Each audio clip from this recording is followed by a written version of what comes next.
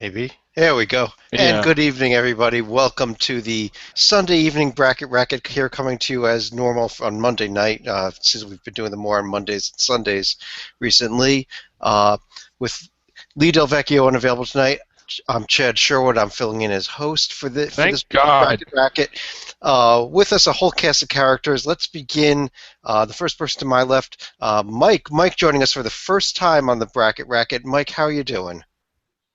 Going well. Right. Mike, Mike is a Big Ten guy, just like I am here in southern New Oh, Jersey, the heart of shut Big up. Ten country. Yeah, Big Ten country. we are big We are big. Also with us, and irrelevant this year. yeah, both of our teams are finishing Yeah. not in any tournament this season, Mike. But also with us is Joby. Joby, Virginia had a mild victory today, huh? Yeah, yet again, I know how much David loves the road wins. Virginia's going to, I think, do quite well on his brackets going forward. Oh, Now, I absolutely. think it's 5 top 50 road wins. Yeah, and we're going to get them to a little bit. They actually dropped they dropped behind Gonzaga in the top 25 polls. I don't personally agree with that, Well, despite the Duke that loss. means We'll get to nothing. that. We'll get to that in a Yeah. bit It's a here. recency thing. It's a recency, and that's fine. Also with us, fresh off of his drunken performance with Katy Perry, it's the Super Bowl halftime show. The left shark himself, David Griggs. I'm not the left shark. I mean, again, ever since 2 years, and I still say it wasn't my fault. I mean, it was a regrettable incident. The lights went out, and now they don't want me back at the Super Bowl anymore. I don't I don't understand know, that. David. All I know is that you're a shark. I saw a shark that was clearly drunk dancing on stage next to Katy Perry. Oh, we were partying before the show. Well, well, we're going to do some more investigation into this because I think that there's something else going on here. Okay. But anyhow, we want to get to one quick point before we get into the heart of things here, and that is that we have now now they are past the Super Bowl.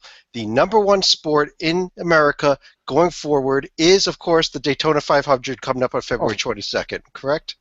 No. No. No. It's college hoops. It's Oh, us. okay, that's what it was. We are number one, and as soon as everybody gets over the pass play, which should be tomorrow, and it really is something. You'll start to see it this week, but I think you'll really notice it this weekend, where the arenas are ram full. It seems to be the energy is cranked up a notch. And I'm not talking about Louisville, Kentucky, Indiana, like those places where it's always high. Everybody that's inside the bubble, you're going to see rammed full arenas, fun atmospheres. I wish it was like this longer. I really wish the NFL would move the Super Bowl to December so we can enjoy a larger part of the season. But short of that, maybe even starting a little later and going a little later. But either way, it's nice to be number one for the next 8 weeks, I guess.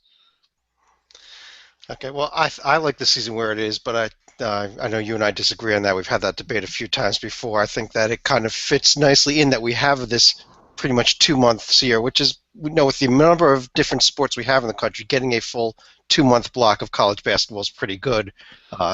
Considering that after this you move into the NBA Finals, you move into the baseball season, and so forth. They still play baseball? I believe so. Oh, I didn't realize that. Anyhow, what we wanted to do is run through all the major conferences tonight. And last week we said we ran out of time, and we're going to stick with that as an excuse for not talking about the SEC. Yeah. We didn't forget. Joey, did we forget? We forgot. we forgot. We just forgot to talk about. All right. Okay. Well, the number one team in the country still, and now I believe the undisputed number one team in the country, is the Kentucky Wildcats. They just keep on winning, and I don't think they're going to lose again until sometime in the NCAA tournament. Let me throw it to you, Mike. What do you think about this Kentucky team so far? I think it's them and everybody else. I mean, are they going to lose a game before the NCAA tournament? No. Okay, plain and simple. And I've said that also. This Kentucky team is just really good. Now they have another injury here. I think they have one or two players that have been sick, a little bug going around. They're playing Georgia this week. Georgia, though, is without Marcus Thornton, who's their top player, was not there for their South Carolina loss this weekend, and will be out for the Kentucky game as well. So you can just forget about Georgia trying to win that game. But I still think that Georgia is a tournament team. In fact, I ran a bracket the other day, and I had 7 SEC teams in it. And Joby, I know you're a proponent of this 7 SEC team thing. So what do you think about this? Well, it is Kentucky, and then everybody else. We think that the conference is down preseason. I actually agree, but it's because of our preseason expectations. When you think of the SEC, you go, oh, Kentucky, oh, and then Florida and Missouri are pretty good. Well, Florida and Missouri preseason were a disaster. Florida's actually recovered a little bit, and you've got to watch if they go on some sort of run. There, you can't put the dirt on their grave quite yet, though a few more losses will do it. Because they were so disappointing, you forgot about the rest of the conference. But then you have Arkansas going out beating SMU out of conference. You have A&M taking Kentucky to overtime, legitimately having shots to win. There are, yes, these teams like Georgia that you mentioned, etc. They are bubble-ish teams on the good side of the bubble, though, is what I'd I think argue. Florida is. I think A&M is. I think Georgia is. I definitely think LSU so far inside you can't even really say they're on the bubble. Arkansas and LSU, I think, are both way inside. Yeah, I don't think Florida's quite there yet. Yeah. Yeah. They have the opportunity argument, though. I agree with Joby that Florida's not a team I've crossed off entirely yet, but they're not there. It's Ole Miss is the other team, the 7th team that I think is up there in this SEC. Yeah. I just think there's another team that's very quietly, put together a good. And it's not that any of these profiles blow you away, but they don't make you just hold your nose either. And in past years, when you looked at the profile of anybody in the SEC that wasn't Florida or Kentucky, you just held your nose because it stinks so bad. Right. Now, how did this happen? Because it seems like a lot of these teams, their profiles have improved since conference play started.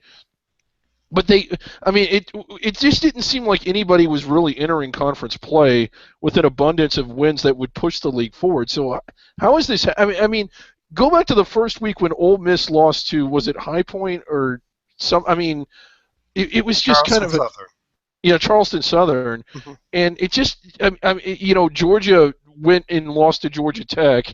It just didn't seem like anybody really jumped out at you out of conference, out of this league, except Kentucky. Yet they get in, and LSU. To be fair, LSU did. Yeah, LSU did their duty. Yeah. But that now went that over they're in West Virginia. conference, how is it that more and more teams seem to be moving up? I don't even have a theory as to how that happened. Well, my theory is, and this is something I did point out during the non-conference season when we were talking about the SEC, is that in past years it was kind of like the SEC was Kentucky, Florida, and a bunch of sub-100 RPI teams, a bunch of sub-NIT teams. Yeah. This year it really looked like the SEC was going to be full of these RPI 50 to 100 teams that were NIT caliber teams. Yeah. And that's what's happened there. Everybody took a tiny step forward, but it's enough to suddenly put all these teams that weren't even close into that bubble talk. And I mean, to run look at the bracket right now, say the SEC is going to get as many teams in as the Big 12 and more teams than the Big 10 is amazing, but it's possible if we did the bracket right now. Yeah. Well, they did have some wins that are looking better and better as time goes on. Arkansas's win over SMU.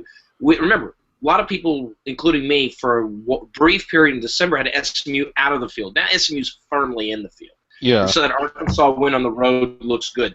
Dayton is firmly in the field, even with the loss, I think, recently. Yeah. Iona is going to win their conference. Those are 3 wins by Arkansas.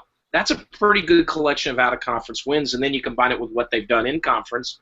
Hey, Arkansas is solidly in the field as a 7, 8, 9 sort of team, right? Mm-hmm. And when you look at who beat who and who those teams beat, which is what the RPI calculation is, when LSU beats West Virginia, when Arkansas picks up these wins, that boosts the rest of the conference up because you're all playing each other in conference play. And that's kind of what's happened here. It is amazing that the SEC is in this position, and we're still not talking about anybody other than Kentucky as a legitimate Final Four contender. I don't think we are, at least. No.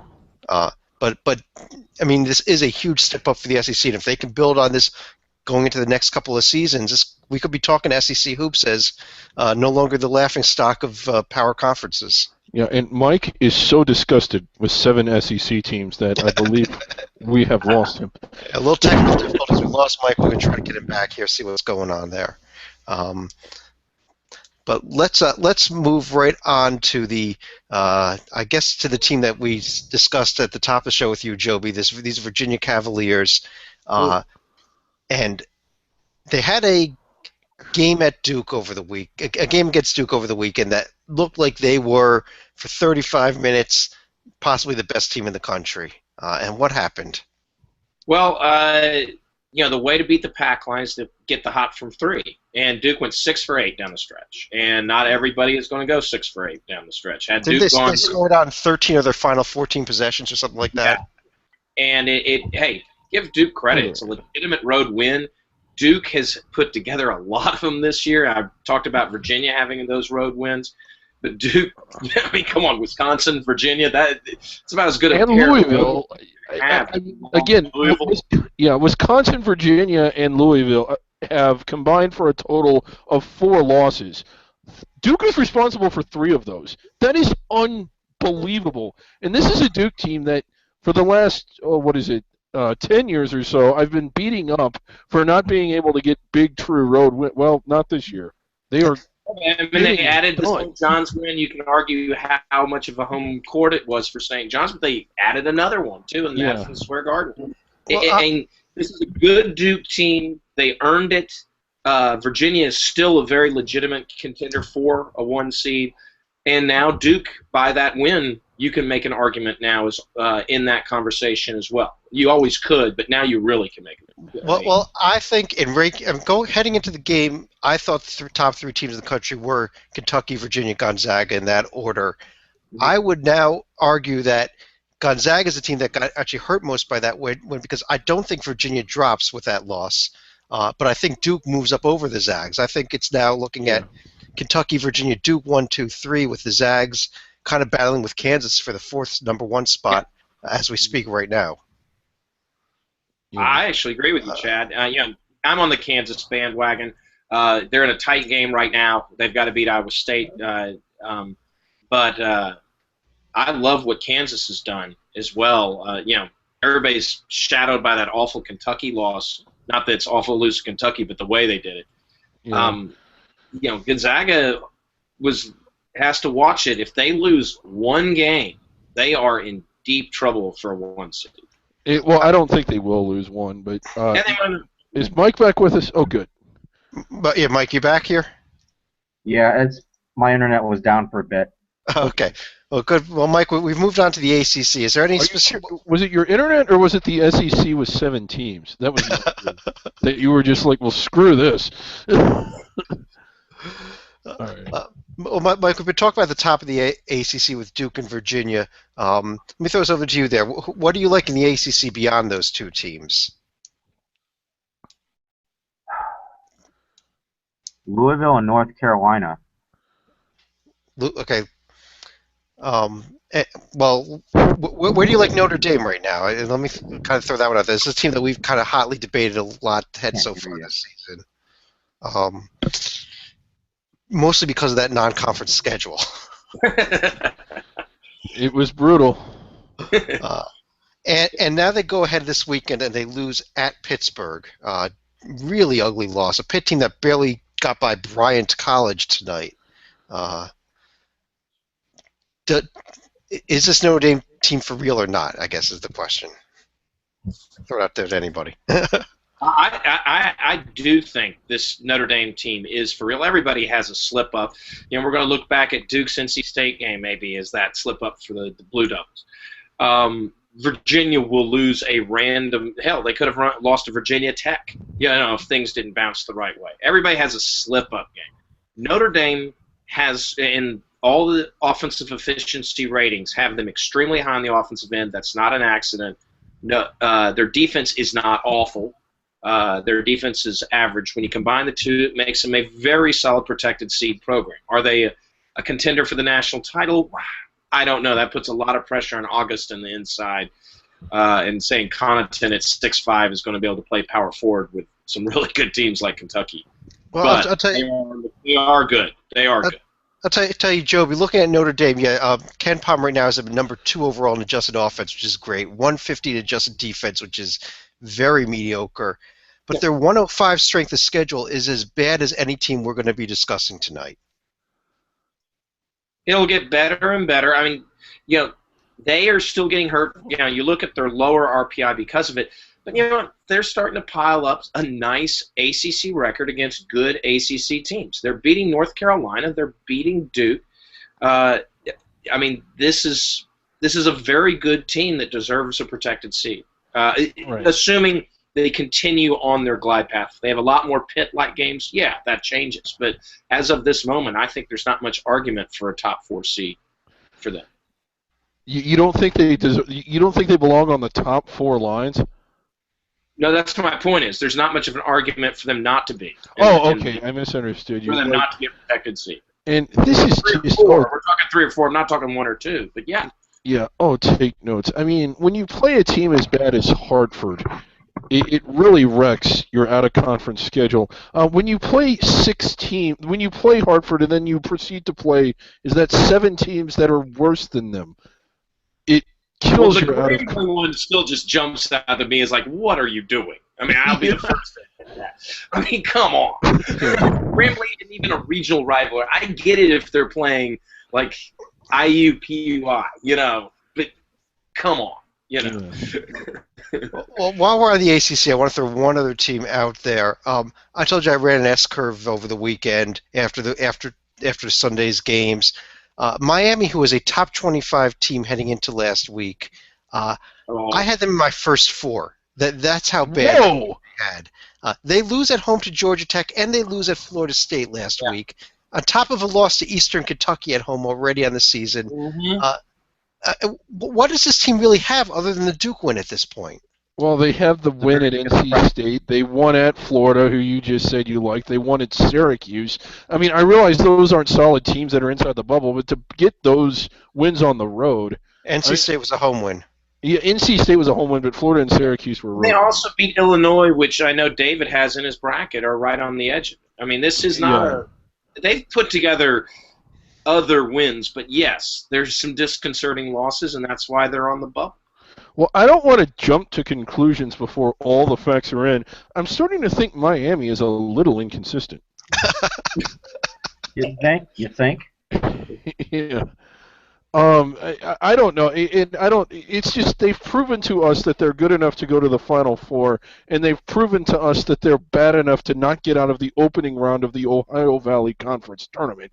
I don't know what to do with this team. I don't gamble, but if you're an odds maker, do you even touch this team? You just don't know what they're going to do on any given night. Well, that's why I kind of have them in the first 4, because they have losses as bad as anybody we're discussing. But they have the best win out of anybody we're discussing, arguably. Exactly. But now, you're exactly right. They are the definition of, they are the definition of the play-in game. I love putting teams that are either from small conferences who didn't get an opportunity to show themselves. Maybe a Stephen F. who runs the table and loses to Sam Houston State in the final would fit such a category. Yeah, and I love putting teams like Miami, who they have a bunch of bad losses, but they have a number of solid wins. You don't know what they got. The unknown deserves that extra game, as opposed to be honest, one of these SEC teams, which is just kind of, okay, you kind of know what they are. They're an 11 seed, sort of thing. I guess the final issue here on the ACC, do you think there's anybody else left in this ACC that can make a serious run? And what I'm talking about is Syracuse or Pittsburgh, or are these teams both about to fade into nothingness here? Well, I just want to mention, and I'm sad Lee Delvecchio isn't here, that Georgia Tech is not one of those teams. What about North Carolina State? North Carolina State as well, yes. Thanks, I missed them. Yeah. They're outside my bubble. Now, they won in dramatic fashion the other night after trailing the entire game at Georgia Tech, who, by the way, is not going to be going on a run to make the tournament. But again, I don't really know what. I mean, they're not as schizophrenic as Miami, but I mean, they have more than their share of cluses. That's a losing a game you have no business losing. For those that don't know that reference, and I don't know, Michael, what do you think of them? I can't figure them out. They have the home win over Duke, but they're going to have to Yeah, do a lot more if they're going to make it into the tournament. right. Other than the Duke win, it's like they really don't have anything on the resume.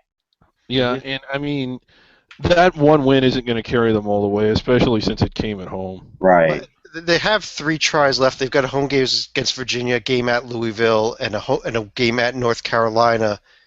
Those are the only 3 tournament caliber teams they play the rest of the way until the ACC tournament. They definitely need at least one. They may need 2 of those 3 though, and I think that's a tall order for this team. Yeah. I think getting one is a very tall order. I think 1 is a tall order. Exactly. Good point. I think if Turner gets hot, they gave Virginia a short for a good 3/4 of that game, a scare in Charlottesville. They might in Raleigh be able to pull something off, a miracle off. They do that, and they'll be playing. I think they know they're playing for their tournament lives in that game, and that's the end of the Virginia stretch where they go Duke, North Carolina, Louisville. Oh, good, we got through that gauntlet, and then NC State and Raleigh follows it. You could see a letdown game. Okay. Well, let's move on to. I guess let's move right over to the Big Ten here. Mike, I know you're. Get your thoughts on this Michigan State game this weekend. Didn't go that well for the Wolverines, although I thought they were playing well most of the game. Yeah, the Wolverines, they're shorthanded. They don't have their top player, Karis LeVert. He's out for the year. They don't the last couple games and for the foreseeable future, they don't have Derek Walton, who's out with a toe injury. They're just they're put together by glue, tape and what have you. But they gave Michigan State all they could handle up there. And but when the thing is, they went for the tying shot at the end of regulation, but some friends and I were thinking, they should have gone for the win instead of the tie. When you're on the road, you're the undermanned team. You should have gone for the win in regulation. And I guess it turned out to be right because in overtime they didn't score a single point. They got shut out 10-0, and Michigan State just pulled away. And partially, Michigan just ran out of gas. I mean, shorthanded team, and they just ran out of gas. And it's a good effort, like the game against Wisconsin, but. The thing is, close doesn't cut it. You've got to win some of these games if you're going to have a chance to make it to the tournament. Yeah. I'm going to kick Chad out of the host chair here so I can ask Mike a question. I mean, I know that this is the temperature of this rivalry is pretty hot. What was the feel around the game this year? Because in the last several years, it is more about bragging rights because both teams are not only inside the bubble but up on the 4 line, the 3 line, high in the rankings. This year, it was one of those games that you almost had to win just to feel safe to get into the tournament. Did that give a different feel to this game at all, as opposed to years past? It did have a different feel. I mean, you still had the intensity of a rivalry game, and the Breslin it's one of the loudest venues. It's one of the most difficult places for the road team to win. Yeah, compared to past years, it just had a different feel. Like was basically whoever wins will stay in, whoever's out is out. It's basically a bubble game. So it just compared to past years where both teams were really good, it just definitely had a different feel. I don't want to say that it was less intense. I mean, but it definitely had a different feel. That's for sure. Yeah. Well, let me read this off here. This is Michigan's next 6 games here. They have 8 games left in the regular season. The next 6 are home to Iowa, at Indiana, at Illinois, home to Michigan State, home to Ohio State, at Maryland. It's almost as brutal a 6-game stretch as anybody in the country is about to face. Obviously, they're going to have their chance to get back in the discussion, but the way they're playing, they may be done. I think. If they win all of those, I don't want to count out a John Beilein coach team because Beilein's a heck of a coach. I mean, he's doing the most that he can given what he has. But yeah, that's a tough gauntlet. I mean, it's opportunity for Michigan, but it's a really rough stretch there. Right. And there's a lot of moving parts. I know Joby will attest to this. and you can't really say for sure, but I'm going to go out on a limb. If they win out, I think Michigan's in. Yeah. Okay. Like 1,000,000 to 1 odds, you can bet $1, you might win $1 million. Sure. Wow. They're saying there's a chance, yeah. Yeah. So you're telling me there's a chance. If I were you, I would keep the dollar. Yeah. Right. They're likely headed toward the NIT. Right. Yeah. They're headed toward the NIT now. Michigan State with the win. I mean, clearly a bubble team still, but I mean, do you think this is enough? I mean, how much more do they really need to do heading forward here to feel safe? Well, certainly they can't afford to pick up any bad losses. I don't have their upcoming schedule offhand, but I can check who they've beaten here. Excuse me here. Let's see, Michigan State, where are you? Yeah, they've got their next game is a home game against Illinois. They've also got Ohio State at home, at Michigan, at Illinois, at Wisconsin left on the schedule, and at Indiana. They've got a lot of tough games left. They do have the home win over Indiana, and I think what's huge is the road win at Iowa. Not that Iowa was a great team, but that it was on the road. And the tournament and the selection committee certainly looks at quality road wins.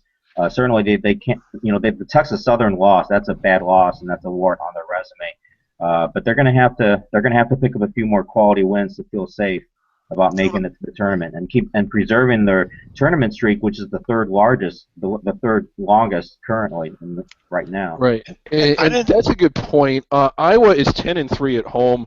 I realize that they're not like a top 25 team, or they're a fringe top 25 team, but they have played really well at home. Michigan State's going to get a lot more credit for that win than. I think when sometimes a lot of these networks sits down to evaluate brackets, it's just how many top 50 wins, how many 100 wins. Not all top 50 wins are created equal, and winning at Iowa is pretty good. Look at this Michigan State resume also here. Amazing. I never thought I'd be saying this, but they also have a bad loss at Nebraska. Yeah, that is now looking like a bad loss. You're going to want to apologize. Bad things are going to happen. Bad things are going to happen to you, Chad. Well, and that's a great point. I've had Michigan State, in and out, floating in and out. Right now they're in because of the Michigan win. But, if they go like just 500 down the stretch, winning at home over in Illinois, but then losing on the road at Illinois, I don't know if that's going to be good enough at the end of the day. You just have to compare it to what's happening. Are all those SEC teams going to perform more, better down the stretch? Yeah, that's what you look at. Right now, Michigan State has the advantage, but they could easily give it up. While we're on the Big Ten bubble here, how about this Illinois team? They at least have a huge win. They have a neutral court win over Baylor. They also lost at Nebraska. That's all they got. Illinois, this conference, I don't know what Michael thought coming into the season. I said, and I was serious, it wasn't just me loving Tim Miles. I really thought Nebraska was going to end up on the 4 line or better coming into the year. I agree. I thought Nebraska was going to be better. They've definitely been one of the disappointments in the league. I mean, they've been hugely disappointing, and it doesn't make any sense. Especially, they weren't knockout good last year, but from late January on, they really were. I mean, they thundered down the stretch. They have everybody back and then some. It doesn't make any sense that they're struggling this much. And Illinois is kind of in the same boat. I know Illinois missed the tournament, but if you looked at their last 3 or 4 weeks of the season, they were really playing well. And I think that they were in a situation to where had they won a couple games in the Big Ten tournament, they would have been inside the bubble. Everyone's back on their team for the most part, yet here they are struggling barely inside the bubble. I don't understand what's up with the Big Ten. And then you got Maryland, who no one thought would be good, at least I didn't, who's really tearing it up, and Indiana. This conference is upside down, Michael. You have a weird conference here. You're right. Rutgers should be in second place and not second to last. I agree 100%. No? Anyway. It just shows you that each year is different. There's very little carryover year to year. Yeah. Well, other than Wisconsin, who once again is tearing through the conference, 2-game lead that's right the only now. constant is Wisconsin. Yeah. What about one last comment? I will say that I was for the longest time saying, okay, my bubble either begins or ends at Ohio State. I'll give Ohio State credit. They need to still do stuff away from home, but they're collecting the good wins at home that other people across the country are not. And so Ohio State, I think, has fought their way pretty strongly inside the bubble right now. Well, and that's another team that has made conference hard on themselves because they don't have anything out of conference to fall back on. Don't do that if you want to make the tournament. I mean, you want to make a case for yourself before conference play even starts in case you do struggle.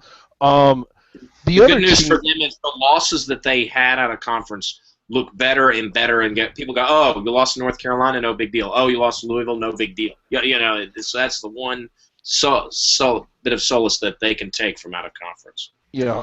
Can we talk about Indiana real quick? Any chance the committee leaves them out just to piss off Tom Crean? That would be the only reason. Well, can we talk seriously? I want to spend a quick moment here talking about a team that beat Indiana this past week. In the past week, they beat Iowa, Indiana, and they won at Northwestern. Very quietly, the Purdue Boilermakers have snuck onto my radar. I'll put it that way. Okay, how large is your radar? Well, it's a very large radar. I mean, yes, they have some bad losses, but they've beaten a decent BYU team. They've beaten NC State. They've beaten Michigan. They beat Iowa and Indiana. They haven't done much away from home other than the BYU win. BYU is the guy. Right. Yeah. And again, okay, we posed this question earlier in the year.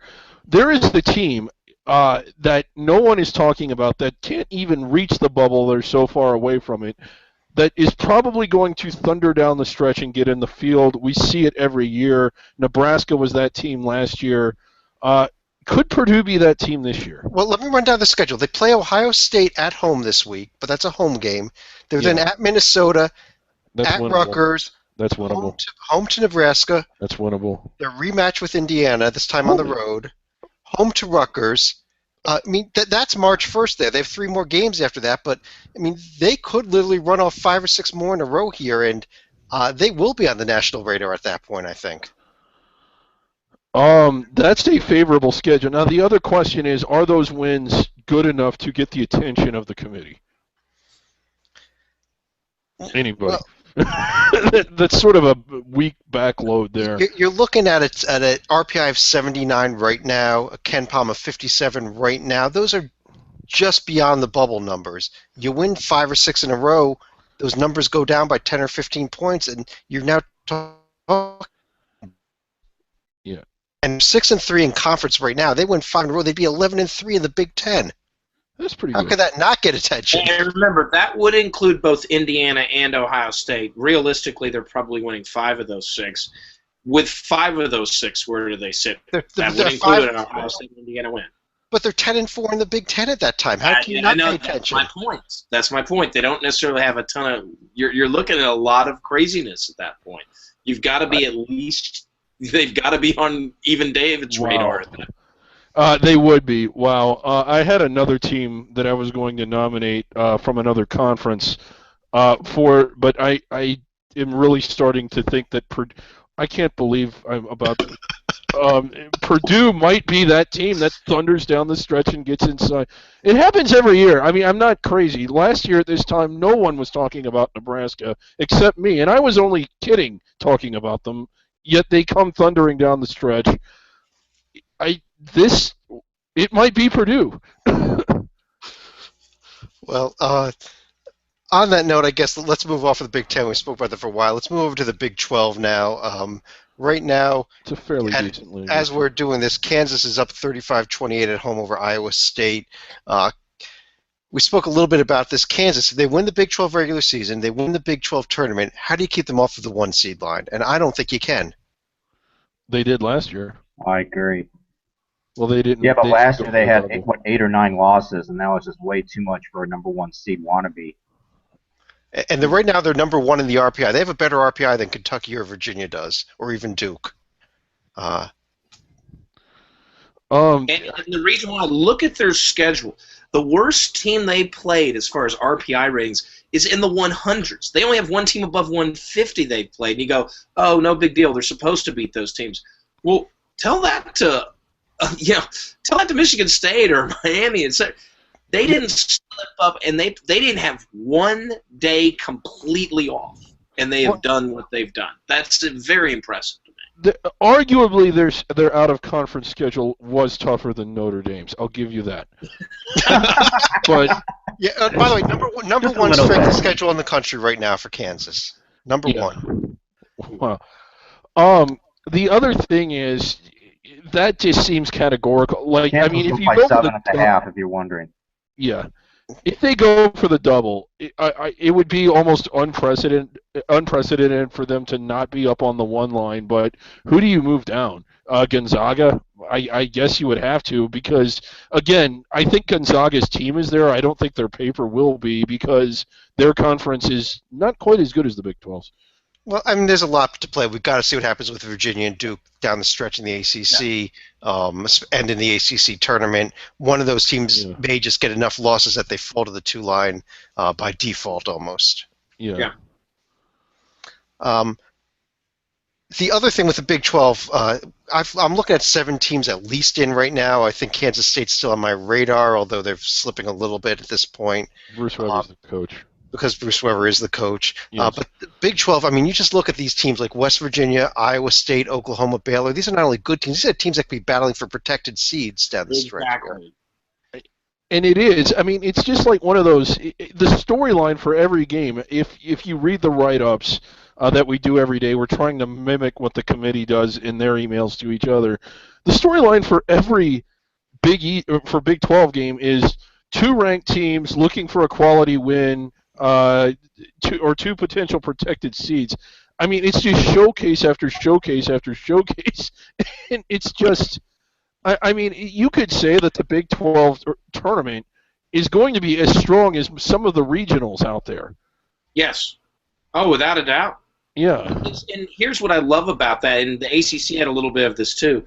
When we're talking about protective seeds and all these you've got Oklahoma and Baylor, maybe they're 4s or fighting for 4s, but in the mix are teams like Iowa State and Kansas, which are fighting for 1s and 2s. I mean, it's not like just a bunch of 4 seeds out there. This is just an awesome conference, and right now I do have Kansas State in my field. Now that could change as they lose games. Someone's got to go 6 and whatever in the tournament or in the conference, and that'll hurt them. But my God, TCU, who yes, they're not in the awful out conference tournament, but they have a road win against Ole Miss, who we mentioned earlier. Well, if we want to talk about who's going to have a lousy record in this conference, I'd like to officially welcome Texas to the top edge of the bubble. I'll put it that way. They have now lost 5 out of 7 games. Yeah, they've all been to quality opponents, but they need some quality wins here at some point, don't they? They do, and that's the thing. It's high risk or low risk, high reward when you play a tough schedule, but you got to get some of the wins. I mean, you got to beat somebody. And is it 5 of 6 Texas has lost? 5 of 7. 5 of 7. Okay. Yeah.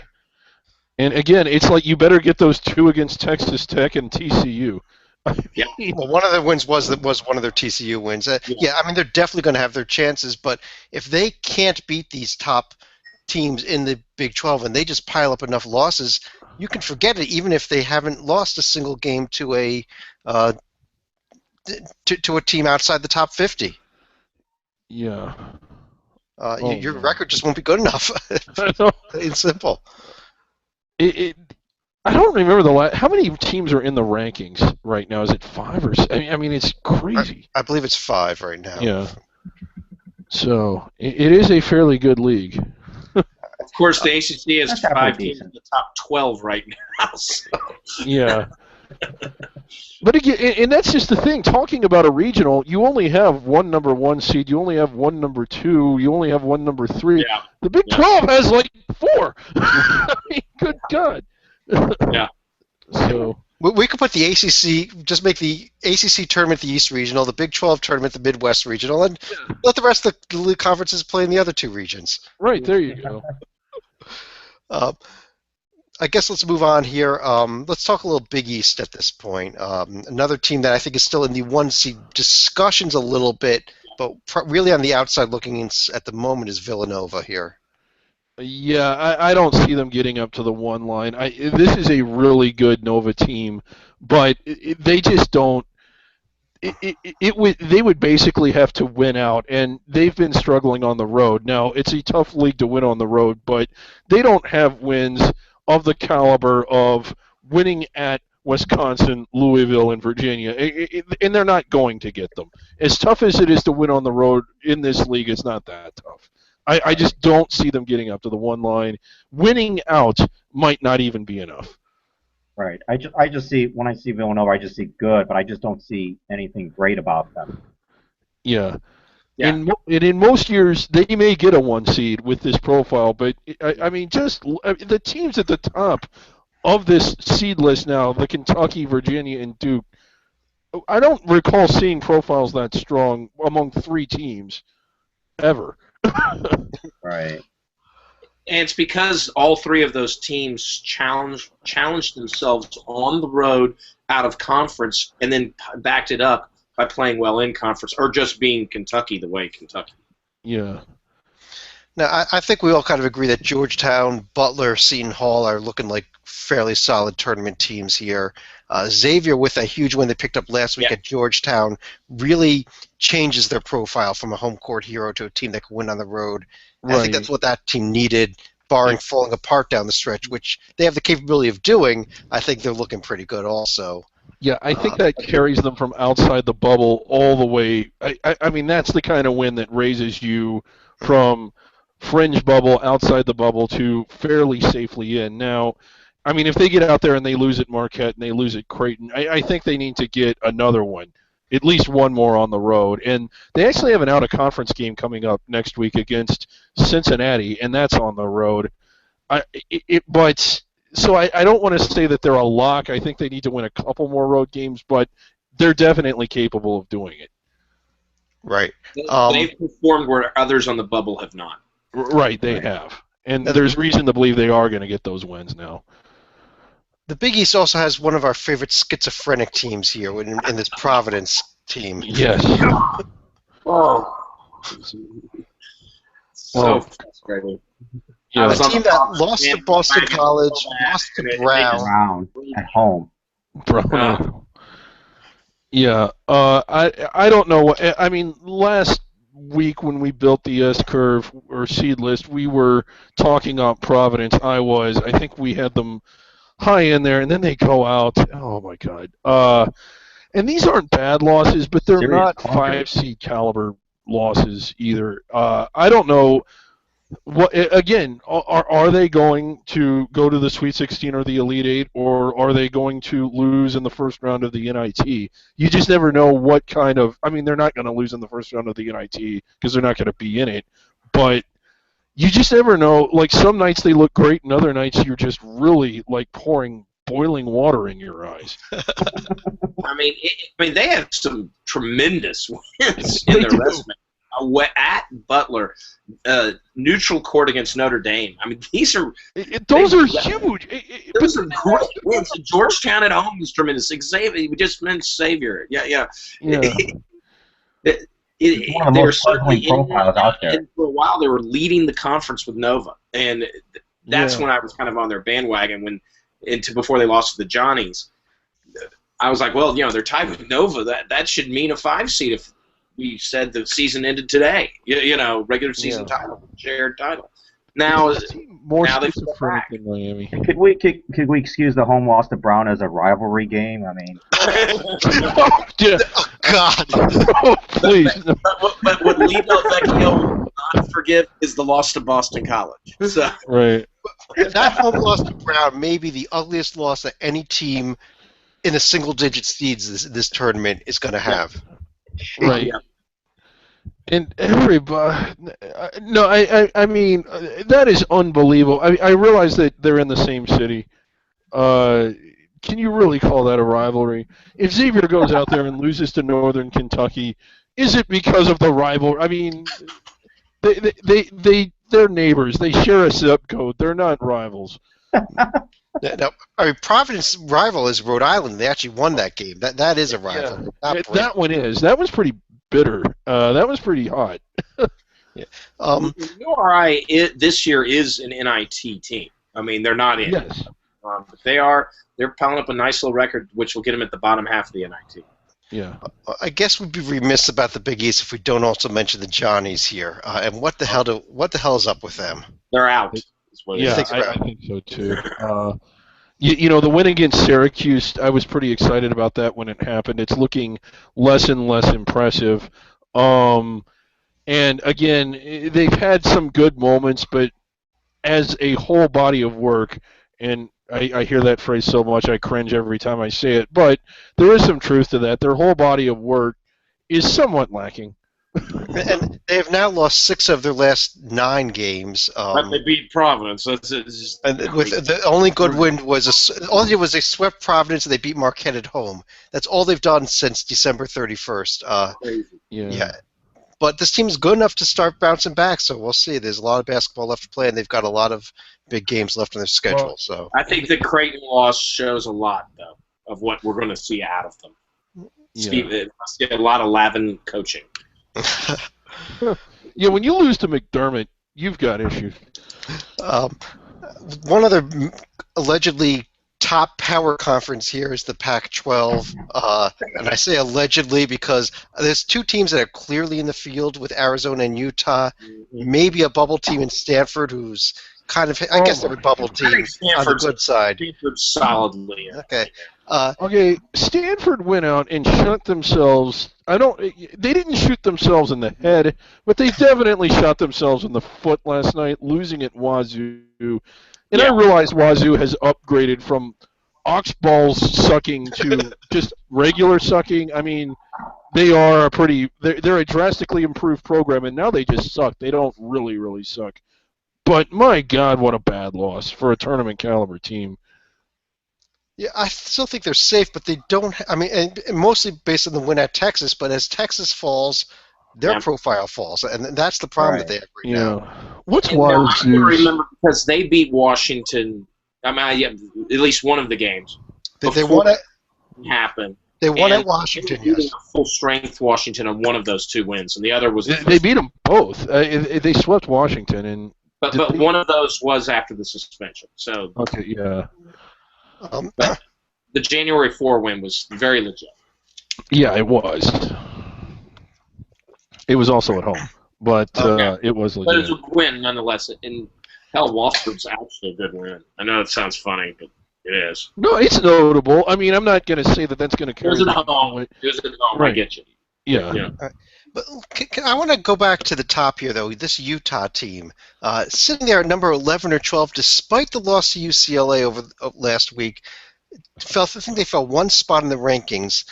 And yeah, I think they're a good team, but when you take a close look at their profile, they have a home win over Wichita State, and really not much else. Yeah. Can somebody tell me why this is a top 15 team and not maybe a barely fringe top 25 team? Well, they won at BYU, and when you contribute to getting rid of that bracketing nightmare, the committee loves you and they move you up. No, honestly, I don't think the committee will be that influenced by the ranking. This is a really good team. They're not as good as their ranking, and I think this is just systematic or symptomatic of how the rankings work. The coaches poll, the coaches are very familiar with their own team, at least most of them I would hope are, and the teams that they're playing. At least most of them, I would hope so. Bruce Weber isn't. Tim Cluse always isn't. There are definitely coaches out there that are not familiar with the teams they're playing, but most of them are, but that's really it. And the way the coaches poll works is that it's one coach from every conference. I don't know who from the Big 12 votes, but is the coach from is Randy Bennett really concerned or knowledgeable about what Utah is doing? Is whoever is the Big East coach, is the ACC coach, and you wouldn't expect them to be. And I think sometimes they just get in the habit of looking at a team's record and looking at what they're ranked, what they used to be ranked last week, and what their current record is, and just kind of throwing darts. Okay. I'm just, I don't think this Utah profile is near where they are nationally, where they are in the RPI, where they are in anything. Well, Chad, last week, if you remember, I was on before the loss, albeit, I was on the anti-Utah bandwagon. You outvoted me on the tie to move them up in our own bracket. But well, that was last week. I'm in complete agreement that I had him as a 5 or a 6 even before last week. Okay. Is there anybody else, Mike, if you want to chip in here, anybody else in the Pac-12 that's even worth looking at this point? If UCLA can beat Stanford at Stanford, maybe we'll start talking. Okay. Yeah. They've got to do some serious work on the road. I agree. I think that Utah win is enough to put UCLA back on the edge of the fringe of the radar. I'll put it that way. Right. Okay. What about fringe? A little bit more. But UCLA is actually deserving of discussion if they continue what they've done over the last week. Right. At Thursday night, they're at Stanford. That is, like Mike just mentioned, that's a huge game. Yeah.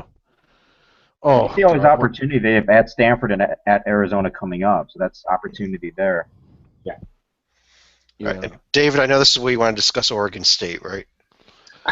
I like Purdue more now. I thought Oregon State might be that team. I think Purdue is that team. The reason is Oregon State has looked good at times. They're very, very much improved. They're not improved to the point to where they're going to be crashing the bubble, I don't think. The opportunities are there. It's not a strong league, and I think they have a lot of winnable games to really bloat up their record and their RPI and maybe get the attention of the committee. But no, I don't see them. I don't see it from them. And with Oregon State, you have the worst strength of schedule in the conference at 115. Purdue is at a 65 strength of schedule, right in the middle of the pack. Let's move over while we're out west into the Mountain West Conference here. A couple of brackets I looked at today have this as a one-bid league now with San Diego State. Is it a one-bid league or can it get 2 or 3 bids? It can get as many as 3. Wyoming, I mean, it's within reach for Wyoming. They really cannot afford to stub their toes anymore against teams that are going to miss the NIT, which they did when they lost at Utah State. But I still think Wyoming can get in. I think Colorado State will get in. I would be more. I think their chances are more good than bad, and they have the opportunities, they have the paper, but really, what Colorado State has that Wyoming doesn't have is that they have the team. They're actually pretty good. Well, let me tell you something about Wyoming. Just to read off some names here for you: Northern Colorado, Florida A&M, Stetson, New Mexico State, Denver, and Montana twice. That is not the way you schedule non-conference if you want an at-large bid. Well, okay, Northern Colorado and Denver are fixture games, I think. Okay. Why do you schedule Montana State twice? Well, I don't know. I mean, it would make no sense to schedule them 3 times, Chad. Did you mention Stetson, Chad? Stetson? Florida A&M. Stetson, yes. Florida wing? I mean, I'm serious on that. I mean, why are they doing Stetson and Florida A&M? That's just... Well, that would explain... I mean, wow. Centenary no longer is a D1 fine team. scheduling. That's why. Yeah. But nobody ever gets higher than Wyoming. Right. Not even Colorado. Oh, the Front Range. All right. Couple more conferences we want to run through here. The Atlantic 10, VCU lost the game at home to Richmond and lost even more than that with a huge injury. Yeah. Again, what was it? Help me out with the guy's name. If this was a real yeah. So, I mean, again, talk about not having a nice day. This is a team that's ranked in the teens. They're at home against a crosstown conference rival. They lose the game, and they lose a high-contributing player for the rest of the season when he was on the brink of becoming the NCAA all-time steals record. Just, the hangover from that. You almost wonder emotionally if that team can bounce back. I mean, they will. They'll still get in. I don't think the plane has completely crashed into the mountain. But this was a team that we were thinking. Are we in agreement in saying that we thought that this was at least a Sweet 16 caliber team, maybe better? I don't think that anymore. Oh my! And that is. They were a protected seed in every one of our brackets. Yeah. I mean.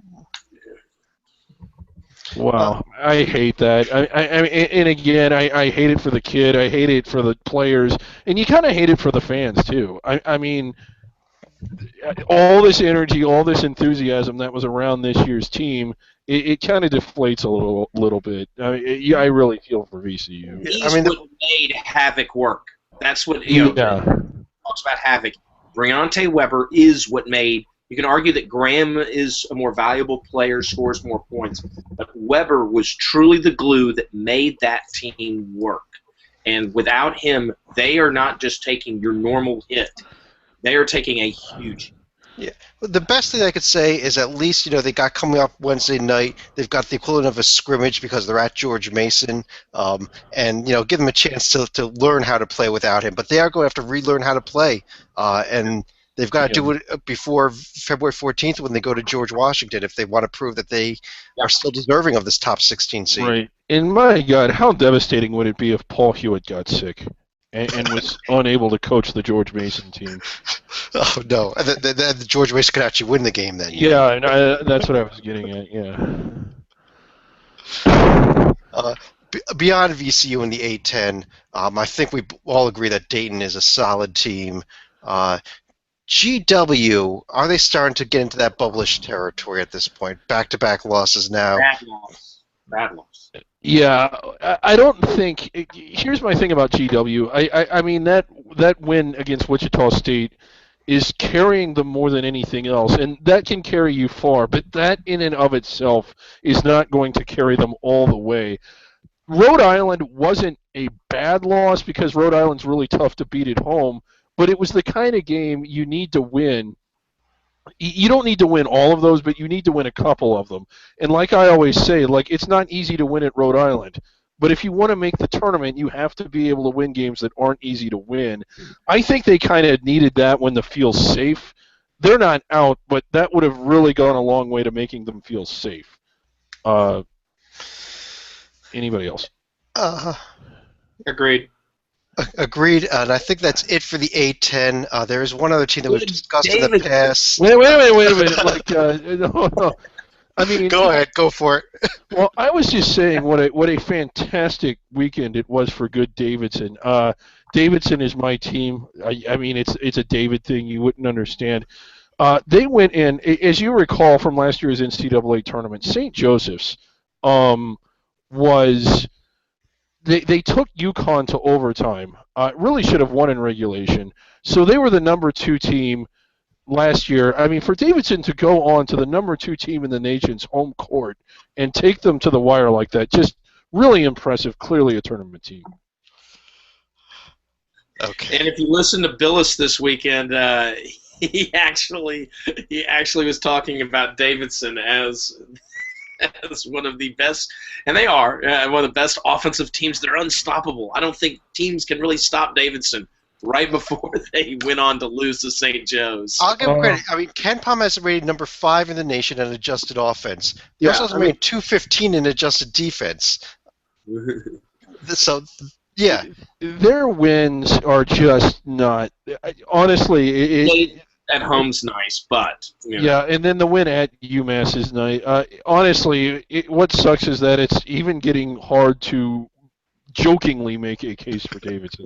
Well, the problem for them is they got their loss before Weber got hurt. If they had gotten it while he was hurt, I think the committee still looks at an away win at VCU as, oh, well, that's kind of tournament worthy. You know, they missed out on their shot. Right. The last and least of the alleged major conferences is the American. Tulsa sitting here at 9-0.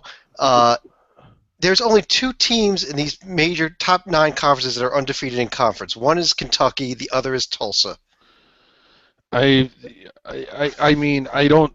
I realize Frank Haith is the coach. The thing is, it always takes him about a year and a half to 2 years to really wreck a program. They're Give not it wrecked time yet. in the wrong direction. Right, yes. And he has this, just an aside, no one other than perhaps Paul Hewitt, and not even him, has the ability to fall upwards quite like Frank Haith. I don't understand it. He goes from Miami, who was pitiful, to taking over a Missouri team that was basically a top 10 program by the time Mike Anderson was done with them. They were barely an NIT team, if that, by the time Frank Haith was done with them. And then he goes over to take over a Tulsa team that's a solid NCAA tournament team after completely wrecking Missouri. And they're good this year, but enjoy it, Tulsa. You won't be good next year. And in fact, if Tulsa did not have to play teams in the state of Oklahoma, they would only have one loss. Their losses: Oral Roberts, Oklahoma, Oklahoma State, and Southeastern Oklahoma State. They have one loss. They have one of the best records in the country outside of the state of Oklahoma. So Tulsa's RPI is made better because the loss to Southeast Oklahoma State doesn't hurt their RPI. Is that correct? It doesn't hurt their RPI, but it's pretty ugly looking on the profile right there. And the committee does consider that as a significantly bad loss. It is. Yes. That's going to work against it. But again, are they 6-2 on the road, or Tulsa? I think they have 6 road wins. Yep. Against teams that have winning. Pearl on a neutral court. Right. Now, here's the thing that drives us nuts, and I realize that we all do our mock committee, and we kind of have to decide how it is we're going to do that. Do we act as if we are the committee? And if we do, I would argue that most tournament caliber teams and even some non-tournament caliber teams would have won at least 5 of those 6 games or been able to. Yes. The problem is, if you're trying to guess the committee, I think they're going to give them more credit than I would. Am I making sense here? Yeah. Now, I tell you what. When you look at Tulsa, though, their schedule really is backloaded. They only have Cincinnati once this year, which they have not played yet. They play them March 4th. They have 2 games against SMU. They have not played a single one of those games yet. Their game at Connecticut hasn't been played yet. Their only really good road win in conference was their win at Temple, which is a decent win. So given that, I think a lot's going to change in this Tulsa profile between now and the middle of March. That's right. But and David, they can't afford to slip up, and it's despite their 9-0 conference record. Right. Oh. And David, you mentioned, I think what the committee would look at this profile right now like about is the fact, in fact, that they are in first place. If they finish first in the American in the regular season, even with a split with SMU or however, I think that's going to carry them a long way when you combine misleading road record. Right. I think SMU sitting there at 9-1, half a game behind them in conference. I've mentioned this a few times already. This SMU team is playing as good as anyone, as almost anyone among the top teams right now, and just it might be in line for a protected seat if they can keep it right. up. Just a quick note about this SMU team. Last year, everybody was excited about them, and I mean they were one of the national stories. This year, they're not. But they are I realize they kind of got out of the gate slow in November, and I think when they lost some of those showcase games in November, people kind of forgot about them. It's not even close. This SMU team is much better at this point this year than they were at this point last year. Hands down, it's not even close. Yet no one's really talking about them except us. Oh, they came into Michigan and spanked us, so I can vouch for that for sure. Yeah. I mean, this is a good SMU team. I mean, this isn't just a tournament team. This is I'll be shocked if they don't get out of the round of 64. And how about this they have Cincinnati? one of the longest NCAA droughts, and I think they're going to snap that. Yeah. Yeah, definitely. I think they haven't made it. Yeah. SMU's last NCAA appearance was 1993. Right up there with the likes of Rutgers at 1991 and Oregon State at 1990. Yep. Didn't Oregon State get a 1 seed once? That's hard to believe. Yeah, like in 1949, I think, when they won it all. AC Green, Gary Payton. The Cincinnati had one of the more perplexing losses over this week when they Yep. lost at East Carolina. Oh my God, it was Go ridiculous. Pirates. Yeah, and it was. Did you? If you watch this game, it was a game that Cincinnati appeared to not be blowing them out, but comfortable-ish lead all the way through, ranging between 6 and 14 points. You never ever got the sense that they weren't going to win the game until the end, when they didn't win the game. Very, this one's a head scratcher. And then you're looking at Cincinnati all of a sudden. They have the win at NC State, and that's really it. They've been awful away from home. Yeah, they have a couple of good home wins. They've beaten San Diego State. They've beaten SMU at home, and I think that's enough to still have them as a tournament team right now. But they're not safe right now by any means. No, and they got to do more than that. I mean, you at least have to beat the non-NIT teams on the road. Good grief, they're not even doing that. I think they are still in. It's just I think that East Carolina loss moved them from a white jersey to a dark jersey. Oh, for sure, yeah. And that one hurt. Cincinnati, of course, is one of the probably the most intriguing non-conference matchup left in the season. We mentioned this earlier when they play Xavier on February 18th. That should be a really good game, and could be a real important game for both teams as they're hanging just above the bubble line right now. Right, and that's going to be one of the storylines, at least for us. I mean, locally the storyline is it's just a rivalry game, but this is going to mean an awful lot or on paper as well. Is there anybody else in this American that's even has a shot at getting into the at-large bid discussion? Well, UConn's hosting the conference tournament, so that's going to hurt their chances for an at-large because those are going to be home wins. Yeah, and UConn for the second year in a row lost to a pathetically bad Houston team. Yeah.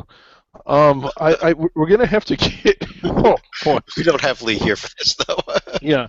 We're going to have to get our research team on this. When was the last time a national championship was sandwiched in between missing the tournament before and after winning the national championship? I don't ever recall this happening. Now, granted, the first time they missed it, it was circumstantial due to their APR, but wow, have they fallen off the face of the earth. Well, I guess we want to quickly run through some of the other teams of note in the outside the major conferences. We didn't forget anyone this time, did we? No, I took that is all 9 of the major conferences. But okay. There was what a performance by Northern Iowa in the Missouri Valley against Wichita State this weekend. I was as impressed by that one as any game I saw this weekend, I think.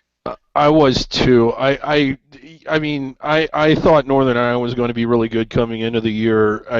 But by really good, I meant I thought that they had a chance to land inside the bubble.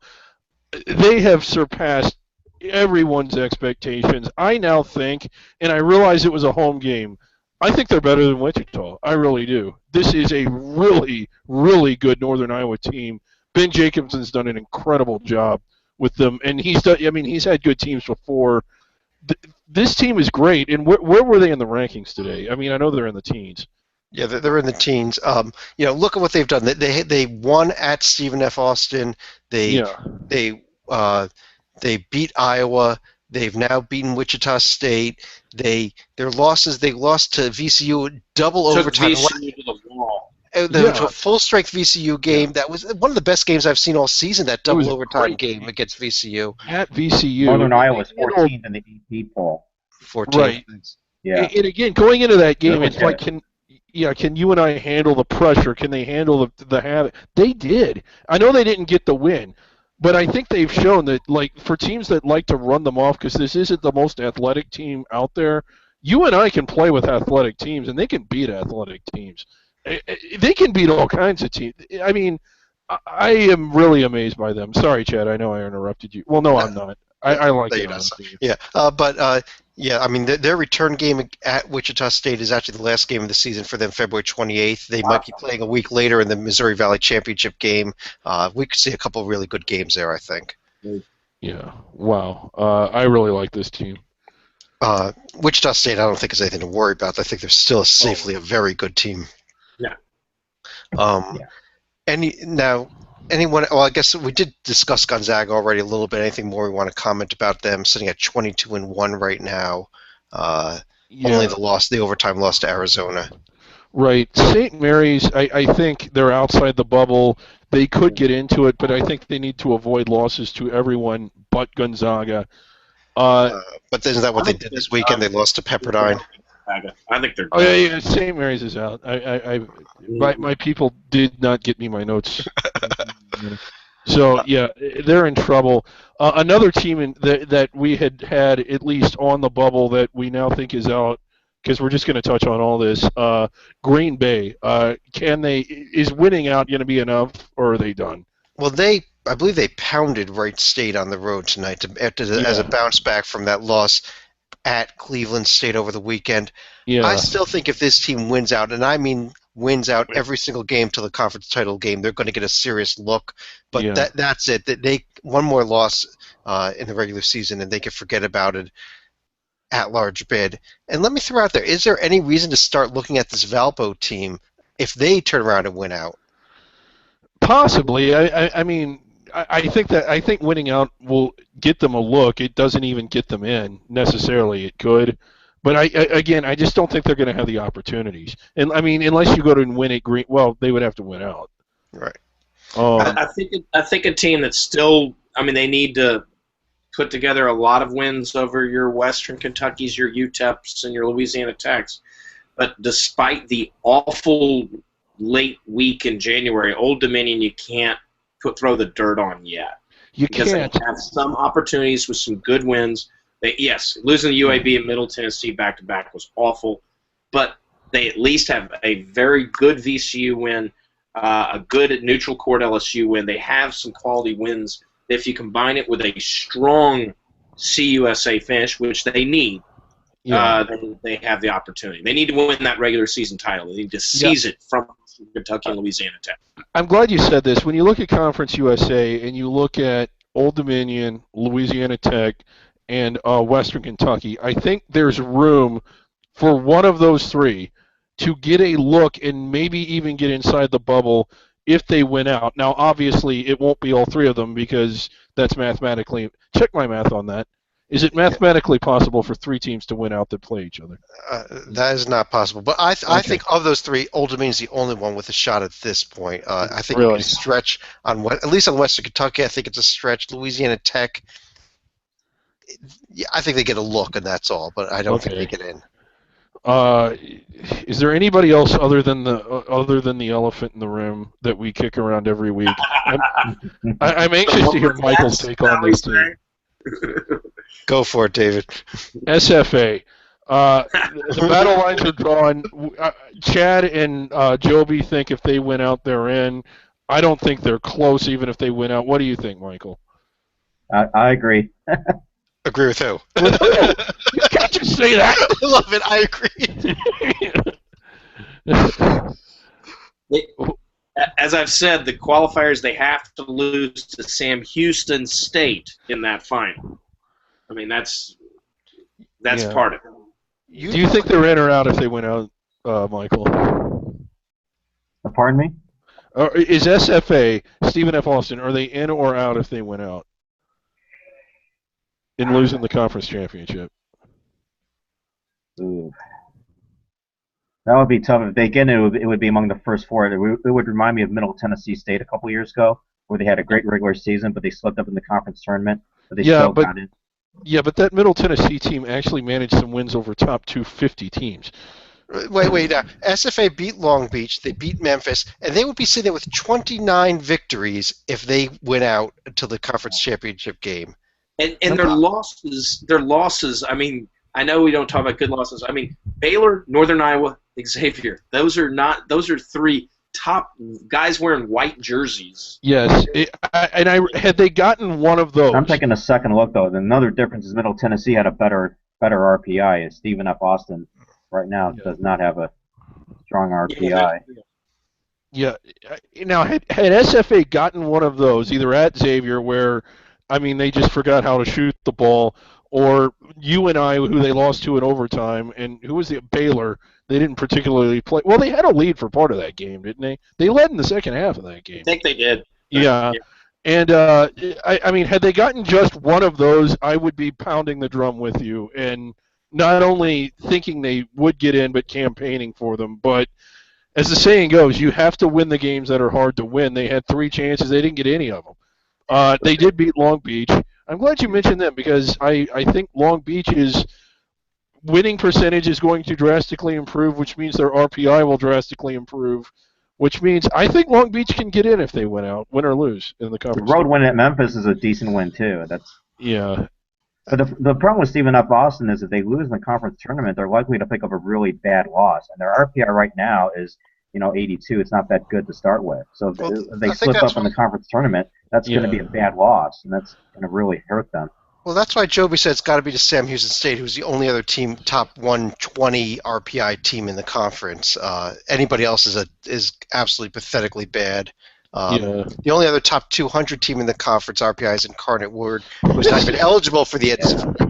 There's a lot of RPI poison in their upcoming schedule. Yeah, there's RPI poison. I mean, there's very little that isn't RPI poison. When your third best team is a transitional team, my God, Southland, get it together. As you can see, I changed my mind. I think no if they flip up in the conference tournament. Well, I think we have one last topic we've got to hit here, and that is the most important award that Hoops HD gives out every year, the Centenary Award. Wait, don't forget 2 more. The team of the people won the night, improving to 13-10, decisive win over who would they play?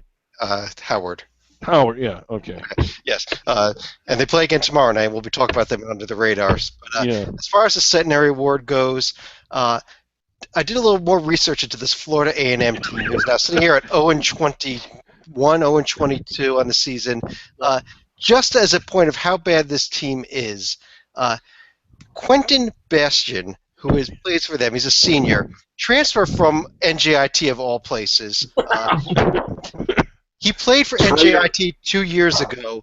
He's the only player on the entire team that had played a single game of Division I basketball before this season. Wait a minute. How is that possible? Every other player on the team is a freshman or a JUCO transfer.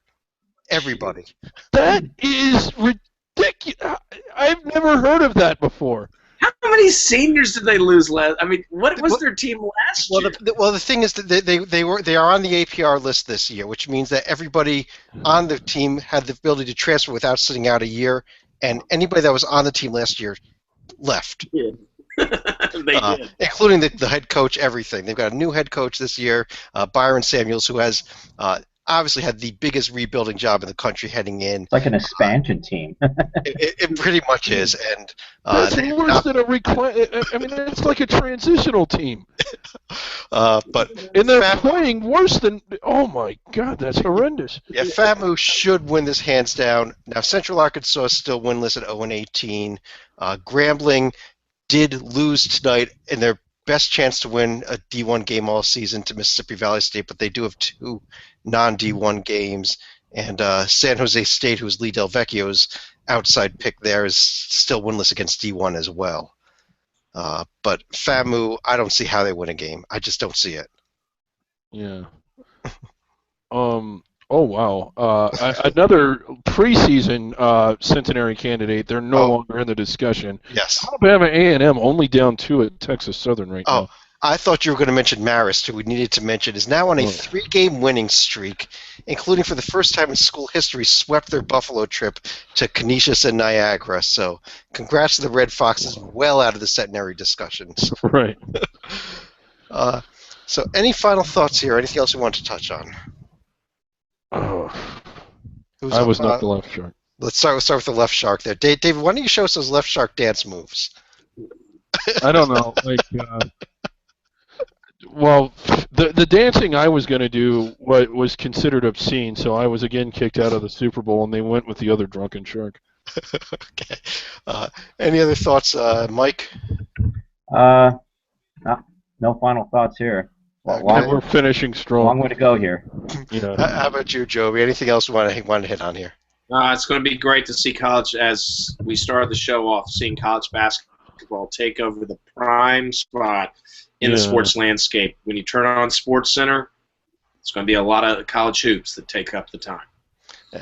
It is, and at last, the rest of the country is going to start paying attention to what we've been paying attention to since the beginning of November. Right. So, enjoy the games, everybody. There's a lot of good games coming up this next week, and we'll talk to you again real soon. All right.